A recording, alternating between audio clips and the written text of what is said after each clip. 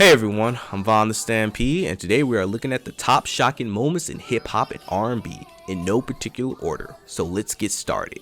Number 10, Milli Vanilli loses a Grammy for lip syncing. So everyone knows musicians lip sync nowadays, so it's really no big deal. Not many artists had their Grammy awards stripped away from them, unless you're Milli Vanilli. Rob Palacios and Fat Mavro of Milli Vanilli was one of the biggest artists in the late 80s and early 90s. The duo's biggest single, Girl You Know It's True, reached 6 times platinum, earned them a Grammy for Best New Artist. Unfortunately, that all ended when the duo was caught lip syncing on a live MTV performance. As they were performing the recording of the song Girl You Know It's True jam and began to skip, repeatedly playing the partial line, Girl You Know It. After that disastrous performance, the National Academy of Recording Artists and Science revoked Milli Vanilli's 1990 Grammy for Best New Artist. Rob and Fab gave a press conference in front of more than 100 journalists in Los Angeles where they stated their willingness to return the Grammy Award. Also, I'd like to add that the producer Frank Farian let Rob and Fab take all the blame, meaning that they were on their own and he did not affiliate with them. Things didn't get much better for the duo when they tried to make a comeback album, but it never charted. On April 2nd, 1998, Rob died over a drug overdose. The only good thing I can say about Milli Vanilli is Fab is still making music and is alive and well. I wonder if they would have got the same treatment if one of the biggest music moments happened today. Maybe not. Number 9, Chris Brown beats up Rihanna. During February 8th, 2009, Chris Brown and Rihanna got into a heated argument after they left a Clive Davis party. The argument got physically violent, leaving Rihanna face bruised. Chris Brown turned himself in to Los Angeles authorities. This domestic violent act damaged Chris Brown's career. Commercial ads that featured him were gone, his music was being pulled from multiple radio stations, and he was even cleared from the public eye for a while. Chris has apologized and talked about the incident in numerous interviews. Things didn't go smoothly in a 2011 Good Morning America segment where he was asked about his assault from ex-girlfriend Rihanna and the restraining order. Chris got angry and destroyed his dressing room during the commercial break. And you know what? Good Morning America ended their segment immediately after the Chris Brown outburst. You know, you have to ask yourself, Chris Brown, what are you doing, man? He still has a fan base and probably one of the few artists from the early 2000s that is still relevant. This incident could have killed his career, but he made a comeback and he still has his career. Number 8. 2 Live Crew goes to court. In the late 80s, 2 Live Crew album Nasty That They Wanna Be was debuted in Broward County, Florida. Fans and teenagers was not the only ones listening. Broward County ruled the album obscene. Why? Because of the graphic, explicit language. It got so crazy that the album Nasty That They Wanna Be was banned in the USA. If anybody was to buy, sell, or even perform the songs from the album, you would get arrested. Police even raided stores who was selling the album. If that is not crazy, even 2 Live Crew formed their own protest by performing a concert. They were arrested for obscenity for performing their own song. 2 Live Crew eventually had to go to the Supreme Court over obscenity charges and their right to the Second Amendment. In the end, 2 Live Crew won their case. Why hasn't this been a movie already? Number 7, Amy Winehouse smokes crack on camera. Look, I'm not shaming anybody who do drugs, you do you, but what you shouldn't do is have someone film you doing it. That didn't stop the person who was filming Amy Winehouse doing crack. The video has Winehouse smoking a pipe crack and it looks like she's in a trap house.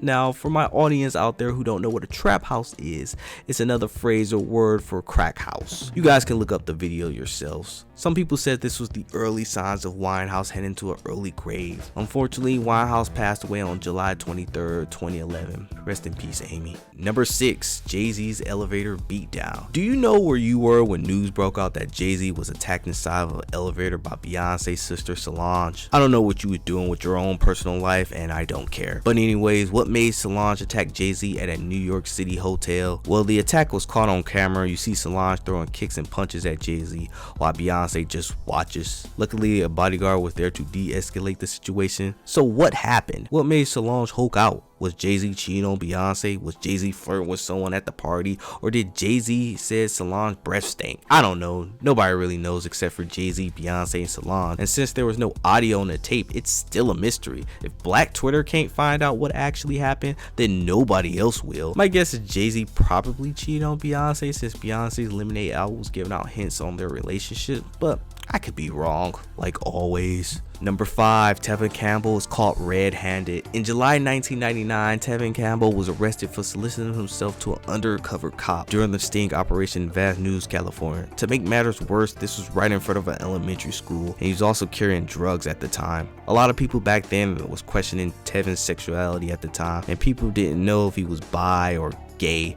Honestly, it's none of our business on what this man does. Better question is, what the hell is he doing at an elementary school? I know he was meeting somebody for like sex, but couldn't you meet him at a bar or IHOPs or a hotel? You know, like normal people, not at an elementary school. It just looks weird. Number 4, Birdman goes off on the Breakfast Club. Put some respect on my man's name. Actually, no one was respecting Birdman when he was going off on the Breakfast Club. So why was Birdman so mad? In 2016, Charlamagne was on DJ Vlad's interview speaking on Birdman for not paying his artists, even saying Birdman was not paying his son Lil Wayne fairly. This angered Birdman, and once he heard what Charlamagne was saying about him, Birdman showed up to the Breakfast Club and had this to say. Put some respect on. Did y'all finished or y'all done?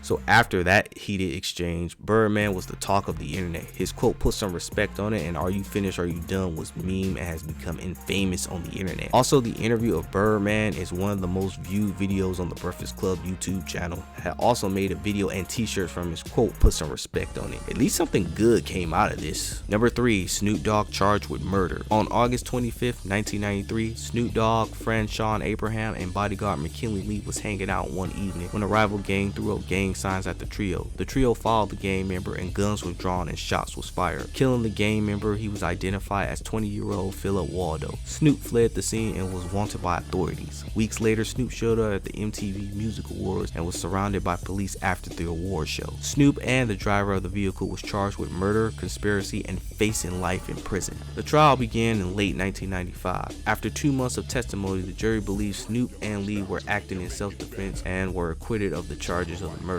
Can you imagine Snoop Dogg as a murderer instead of the cool uncle who smokes a lot of weed? Number 2, Left Eye burned down the house. Lisa Left Eye Lopes' music career wasn't the only thing burning bright. In 1994, Lisa Left Eye Lopes, living with her boyfriend Aletta Falcon star receiver Andre Ricin. Their relationship was doing well, but it led the couple to fighting a lot. One day, Andre came home late from partying. Arguments arose and both Andre and Lisa was fighting. Lisa went into the bathroom and grabbed Andre's sneakers and lit them on fire. The fire got so out of control that not only the bathtub got caught on fire, but the whole house too. Luckily, nobody died from the fire, but on the other hand, Lisa was charged with first-degree arson. Instead of facing jail time, Lisa went to a detox center and 5 years of probation. Lisa also got some inspiration from that tragic event from writing TLC's hit song Waterfalls. Number 1, Al Green and the Hot Grits incident. On October 19th, 1974, Mary Woodson, Al Green's girlfriend of 3 months, wanted to take their relationship to the next level, but Al Green wasn't ready for marriage. Woodson didn't take no for an answer, so she came up with a plan to get his attention. When Al Green got undressed to take a shower, Woodson came into the bathroom and poured hot grits all over Al Green.